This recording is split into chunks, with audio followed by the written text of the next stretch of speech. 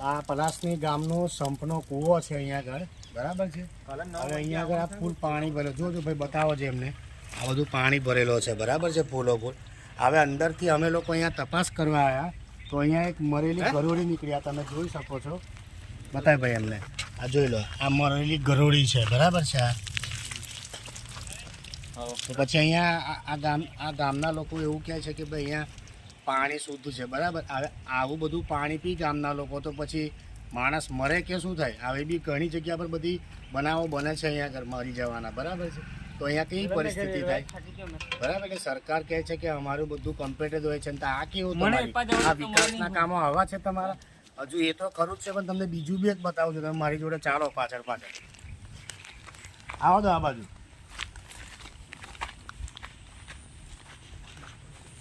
આ કૂવો બતાવો.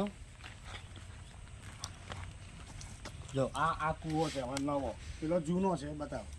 એ જૂનો કૂવો છે, આ નવો કૂવો છે, હજુ હમણાં જ બનાવ્યો છે, લગભગ 3-4 મહિના થયા, બરાબર છે. હવે બહેનો તો છે, પાઇપનો કોઈ નિકાલ નથી, કશું જ નથી. તો મારું એવું કહેવું છે કે આ લોકોનું જે પાણી છે, પાણી નીકળે છે ક્યાંથી? અહીંયાથી તમને બતાવું મેં, તમે જો અહીંયા આ ઝૂમ કરીને બતાવું છું મેં તમને. આ તમે જો, આ જો, બરાબર છે. આ તમે પાણી જો કેટલું જોરથી નીકળે છે, અને આ બધું જ પાણી તમે જોઈ શકો છો, આ બધું જ વેસ્ટેજ પાણી સીધું નદીમાં જાય છે, બરાબર છે. તો પછી આ કેવા વિકાસના કામો છે તમારા?